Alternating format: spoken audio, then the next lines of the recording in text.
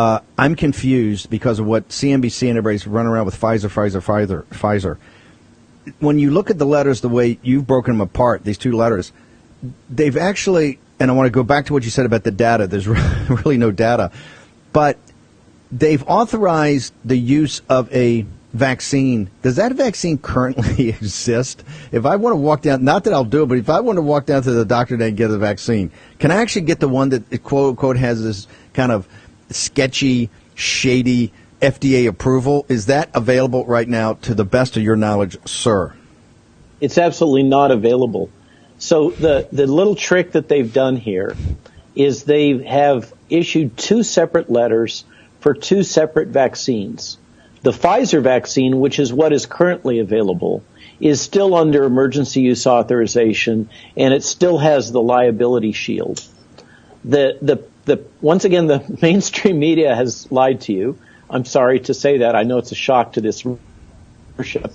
But the product that's licensed is the BioNTech product, which is substantially similar but not necessarily identical. It's called Comirnaty. I think that's how it's pronounced.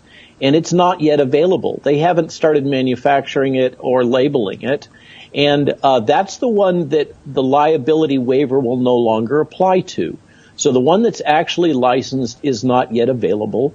And when it does become available, it will no longer have the liability shield. In the interim, the one that does have the liability shield is the Pfizer product, and that's what's currently available, and it's still under emergency use authorization. So that's no change. Okay. The press has just not done their work and figured out what's actually going on here. Fine, but that's why we have geniuses like you. I just want to make sure something's clear to the audience. And we're trying to be fair to the FDA in this whole process, this CCP virus. The emergency use authorization as it currently stands by the FDA for Pfizer does not allow its use for children under 16. Is that correct? Correct. Okay. The overall blanket approval for the other one, for BioNTech or whatever it's called, the one that's not fully done yet, does that include, as the way you read it, that does not include a full FDA authorization until at least 2023 or 2024 when these other studies are completed, correct? That's the way I read it. That seems to be the way it's written. And by the way, in terms of the timelines, I just wanted to go back to that.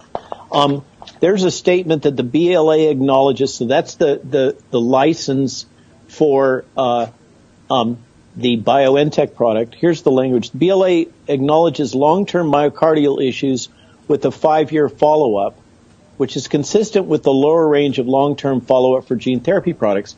It appears that banging on them that they haven't applied the gene therapy checklist may have succeeded, and they appear to now, without acknowledging it, starting to apply the requirements that are applied for gene therapy products.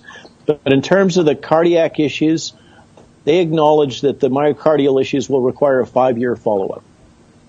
But once this is in place, can the FDA would then have to come back and issue an emergency use authorization for the second one for children, correct? That's clearly not done right now. Is that correct? I would imagine that what they will do is an emergency use authorization for the pediatric population for Pfizer. So that will keep Pfizer indemnified, because that's something that Pfizer has been seeking in all of their worldwide contracts with other governments, is full indemnification. They will not sell you vaccine unless you waive liability if you're a government, head of state or whatever. So that's the Pfizer position, is we don't want to own the liability here. And, you know, that raises the question, what is it they're so scared about? If these are fully safe vaccines, why does Pfizer believe that it has to have liability protection? Okay. This coming Saturday, we're going to have Dr. Peter Navarro. Dr. Peter Navarro has been on a leave. I know you haven't seen him on the War Room lately. He's going to start coming back on the show here the next couple of days. He'll be explaining a big announcement of Dr. Peter Navarro, and you'll see that in the next couple of days. This Saturday, we're going to do a special, Dr. Malone, Peter Navarro, and others. We're going to really pursue this idea of putting together this independent advisory committee like the FDA has, but did not, in their own letter, they did not take it to the advisory committee because they said, well, we didn't see any problems. We thought all the data said it was fine to us. We'll have the independent advisory committee, and we'll then set up through our website and others that people can make public comment, just like the process should be run. What we want to do is make sure the process is run like the process should be run. Dr. Malone, we got about a minute and a half. Any other closing comments, observations people think of? We look forward to having you back next couple of days. You've become a real anchor to windward here to our audience. And any follow-up observations, what people should do? Nice metaphor. I still would love to be able to bend the dialogue towards what Peter and I rolled out in the Washington Times a couple of weeks ago.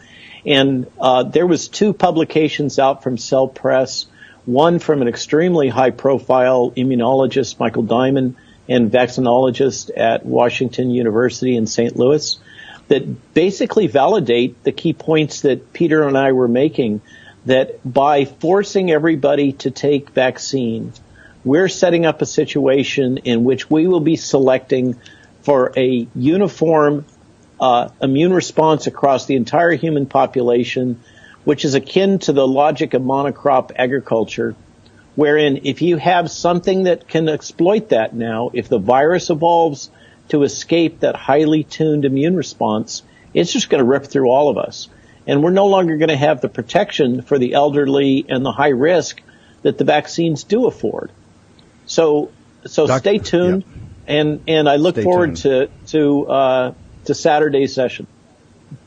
Oh, Dr. Malone, finally, all this document and all these analyses are available on the Twitter site at RW Malone MD, and they're also available on our website at rwmalonemd.com.